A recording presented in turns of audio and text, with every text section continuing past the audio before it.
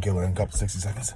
So one of the things I wanted to bring up is how, we confine ourselves to these rules. But first, let me tell you that, like, several years ago, I was living my life. In the midst of living my life, I stopped and thought, why do you live by that? Like, I've went decades or possibly my whole life just thinking, like, this is what you do. This applies to that. And it does it. So, like, I say that to say this. We have to change the way we think, because a lot of what we think is how we perceive things. So say, for instance, they say the sky is the limit. No, it's not.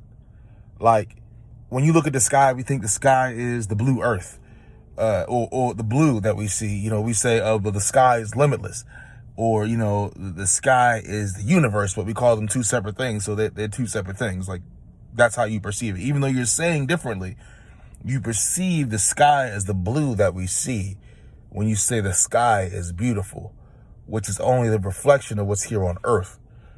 So sky is the limit still keeps you here, perceptionally.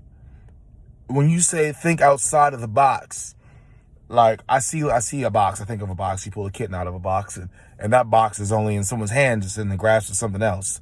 So, those hands are belonging to something small or something that's in somewhere bigger. So you don't think outside of the box. You get out the box and you step on it, and then you explore even more.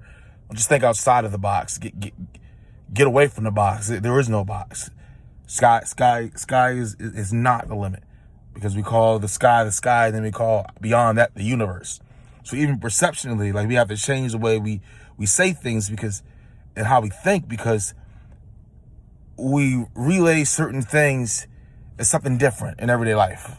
Like, so at the end of the day, you have to open your mind to there is no limit.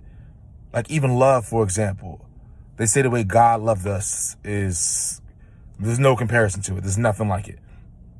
Yet we say we love food, we say we love different things, and we small it down, when all actuality, you cannot put that into a word. It's just a word that we use. So perceptionally, I know that. And I have to do better than say that I love my spouse. I have to do more than what most people define as love, because on this earth, in this world, we turn it into something different. So you don't ever have to put a definition on anything, because some things is unexplanatory.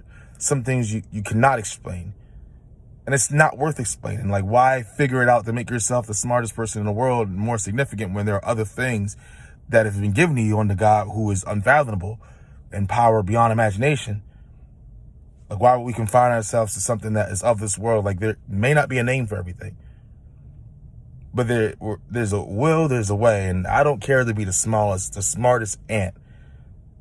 I want to be bigger than that. So therefore, I have to change my perception of how I see things, and I don't have to put a word to anything.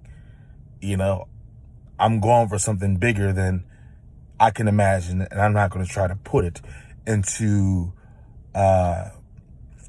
what we say it is, or what we perceive as something that is actually something different. Or, there's two sides to every coin.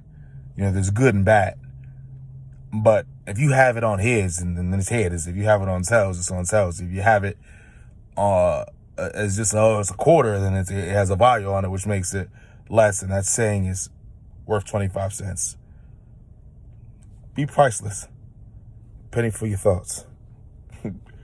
Fam. Okay.